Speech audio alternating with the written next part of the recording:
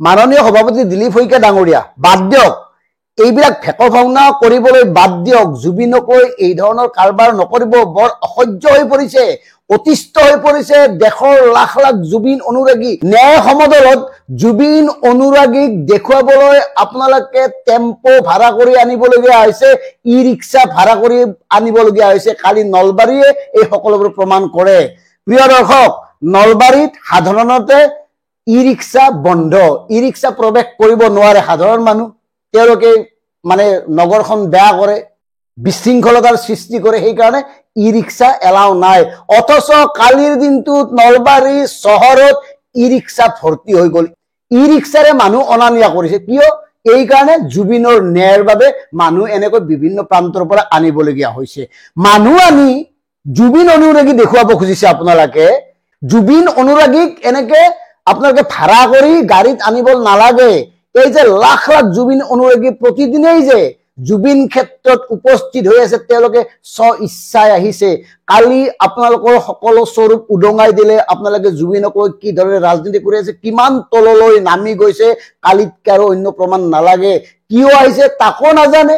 জুবিন গাৰ্গৰ ফটো কোনোবাই যদি হাতৰ মুঠিত লৈছে, কোনোবাই তলৰ পিছফালে লৈছে, অথচ হাতত বিজেপিৰ পতাকাখন লৈ তেওঁলোকে পলিটিক্স নকৰিবা বন্ধু কৈ আছে। কিমান লাজ লগা কথা, কিমান দুৰ্ভাগ্যজনক কথা।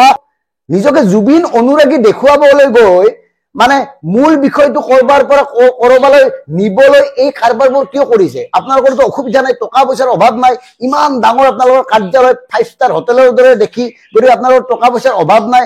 নিৰ্বাচনৰ আগত টকা পইচা বিতৰণ কৰি দিব। টকা পইচা পালেতো আমাৰ একাংশ লোক আছেই, পিছফালে দৌৰি থাকিব, জিন্দাবাদ জিন্দাবাদ দি দৌৰি থাকিব, দিন ৰাতি একাকাৰ কৰি আপোনালোকৰ লগতেই থাকিব। গতিকে কিহৰ চিন্তা? ভোট পাবই আপোনালোকে, টকা আছেতো, আপোনালোকে ভোট পাবই। ভোট কিমান লাগে? 40% ভোট লাগে। গতিকে তেনেকুৱা 40% মানুহ আছে যিয়ে টকা দিলেই চব পাহৰি যায়। জুবিনকো পাহৰি যাব, জাতিও পাহৰি যাব, মাটিও পাহৰি যাব। নিৰ্বাচনৰ আগত কেৱল টকা দিলে হৈ যাব। গতিকে আপোনালোকে চিন্তা কৰিব নালাগে, আপোনালোকে এনেই জিকিব। কিন্তু জুবিন এই জাতিৰ সম্পদটোক লৈ এই ধৰণৰ লেতেৰা ৰাজনীতি নকৰিব। ডিকেবি ফেক্টৰ স্পষ্ট কথা। জুবিন অনুৰাগীৰ নামত জুবিন অনুৰাগীসকলক ভাগ ভাগ নকৰিব।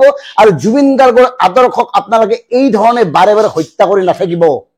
সেয়ে আমি বিজেপিৰ সভাপতি দিলীপ শইকীয়া আপোনাক কৈছো, এইবিলাক বাদ দিয়ক, এইবিলাক ত্যাগ কৰক।